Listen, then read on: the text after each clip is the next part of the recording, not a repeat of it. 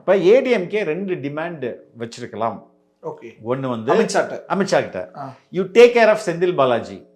ஏன்னா அது ரொம்ப அது மீனிங் அந்த சாராய ஊழல் மிகப்பெரிய ஊழலாக மக்களே புரிஞ்சுக்கிறாங்க. ஏன்னா நீங்கள் வந்து ஊழல் அரசில் எப்படி அரசாங்கத்தில் பெரும்பாலும் ஊழல் எப்படி நடக்கும், டெண்டரில் நடக்கும்.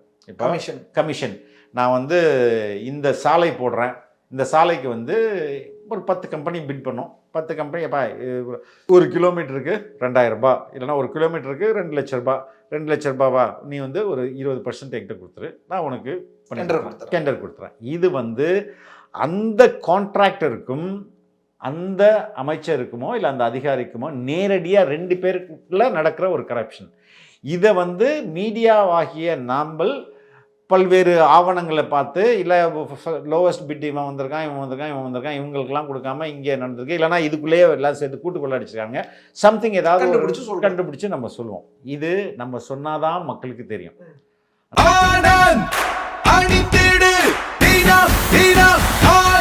ஆனந்த், ஒரு சுகமான உள்ளாடை.